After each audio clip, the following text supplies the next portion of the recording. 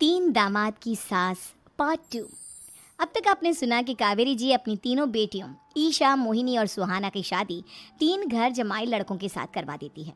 उन्हें लगता है कि ये लड़के शायद घर का कामकाज संभाल लेंगे, लेकिन उनके तीनों घर जमाई बहुत आलसी थे। वो नौकरी भी नहीं करते थे और बाहर का काम भी नहीं। कावेरी जी ने अपनी बेटियों से कहा कि वो प्रेगनेंसी का बहाना बनाकर अपने पतियों को सबक सिखाए। अब सुनिए आगे। मम्मी, आपने जैसा कहा था हमने वैसा ही किया, लेकिन देखिए ना, विवेक का हाल तो वैसा का वैसा ही है। घर में ना सुबह का नाश्ता बनता है और ना खाना। नौकरी पर जाने की बात करूं तो खाने को दौड़ते हैं मुझे। हाँ मम्मी, मैंने भी सुमित को कितनी बार कहा कि अगर नौकरी नहीं करनी तो कोई छोटी सी दुकान ही खोल लो। घर का खर्चा कैसे चलेगा? देखो, दोपहर के 12 बजने आए और जनाब अभी तक सो रहे हैं। हाँ मम्मी, ईशा और सुहाना ठीक कहती हैं। अविनाश का भी यही हाल है। जब मैंने अपनी प्रेगनेंसी के बारे में कहा तो मुझसे कहने लगा, अरे दूसरी लड़कियां तो 9-9 महीने तक नौकरी करती है, बस डिलीवरी के टाइम छुट्टी लेती है। मोहिनी, तुम भी नौकरी करो। अब मुझे कहाँ नौकरी मिलेगी? मम्मी बताओ, अब मैं क्या करूँ?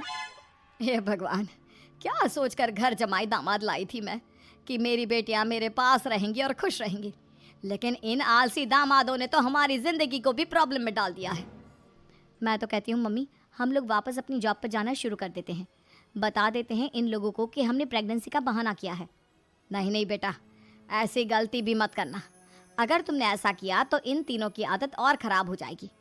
अरे आज नहीं तो कल कभी तो तुम प्रेग्नेंट होगी, तब वापस यही प्रॉब्लम आएगी। तब क्या करोगी तुम तीनों?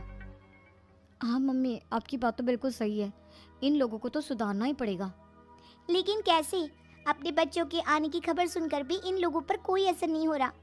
पैसे कमाने के लिए घर से बाहर निकलना ही नहीं चाहते ये तीनों। अब मेरे दिमाग में एक प्लान आया है। तुम तीनों चिंता मत करो, उन तीनों को बुलाओ, फिर मैं बात करती हूँ। थोड़ी देर बाद कावेरी जी अपने तीनों दामादों को सामने बुलाकर अपनी बात कहना शुरू करती हैं। अविनाश, सुमित और विवेक, देखो बेटा, मैं ना तुम तीनों से बड़ा प्यार करती हूँ, इसीलिए तो तुम्हें घर जमाई बना कर रखा है मैंने। अरे मम्मी जी, सीधे सीधे कहिए ना, क्या बात है? प्यार तो हम भी आपको बहुत करते हैं। अरे मम्मी जी, आपकी इज्जत भी बहुत करते हैं। अरे भाई, आपके जैसी सास और कमाने वाली बीवी सबको मिलती है क्या? हाँ मम्मी, विवेक और सुमित ठीक कह रहे हैं। आपकी बेटी से शादी करके मेरी तो ज़िंदगी ही अच्छी हो गई है। जानती हूँ मैं, और ये भी जानती हूँ कि तुम तीनों अपने अपनी बीवियों से बहुत प्यार करते हो। बेटा, बात ऐसी है कि हमारे कुल गुरु ने कहा है कि प्रेग्नेंट होने के बाद मेरी तीनों बेटियां शुरू के 4 महीने हमारे गांव में जाकर रहेगी, जहां मेरे चाचा जी रहते हैं। अरे लेकिन क्यों मम्मी, गांव में जाकर रहने की क्या ज़रूरत है इन तीनों को? वो क्या है ना बेटा, हमारे परिवार को एक श्राप है। अगर मेरी बेटियों ने यहाँ पर बच्चा पैदा करने की कोशिश की तो उनके बच्चों को कुछ भी हो सकता है। इसलिए अब से लेकर 4 महीने पूरे होने तक इन्हें गाँव वाले घर में रहना पड़ेगा। हाँ, तो इसमें प्रॉब्लम क्या है मम्मी जी? हम भी वहाँ जाकर रहेंगे, पिकनिक मनाएंगे। अरे भाई, बीवी जहाँ हम भी वहाँ। हाँ यार, आइडिया तो बहुत अच्छा है। शहर की ज़िंदगी में रह रहकर परेशान हो चुके हैं, अब कुछ दिन गांव में बिताएंगे। तुम लोग समझने की कोशिश क्यों नहीं करते? तुम में से कोई भी वहाँ नहीं जा सकता, और मैं यहाँ रहूँगी ना तुम तीनों के साथ। 4 महीने की तो बात है, उसके बाद ये तीनों ही लौट कर आ जाएंगी। ठीक है मम्मी जी, अब हमारे बच्चों का सवाल है तो ये तो करना ही पड़ेगा। कावेरी अपनी तीनों बेटियों को कुछ दिन के लिए घर से बाहर कहीं दूसरे शहर में रहने के लिए भेज देती है। कुछ दिनों के बाद, अरे मम्मी जी, बहुत दिन से पिज्ज़ा नहीं खाया, मंगवाइए ना। क्या बताऊं बेटा, पहले तो बेटियां खर्चा दे देती थी क्योंकि उनकी नौकरी थी, लेकिन अब तो मेरे पास पैसे ही नहीं बचे। थोड़े बहुत पैसे हैं जो बच्चों की डिलीवरी में काम आएंगे। लेकिन मम्मी जी, आपकी बेटियों को वापस आने में तो अभी बहुत वक्त बाकी है। वही सोच सोच कर परेशान हो रही हूँ। सोच रही हूँ कल से दूध भी बंद करवा देती हूँ। अब दूध वाले को देने के लिए पैसे भी तो नहीं है ना। अरे नहीं नहीं मम्मी जी, अगर दूध भी बंद करवा दोगी तो मुझे चाय कहाँ से मिलेगी?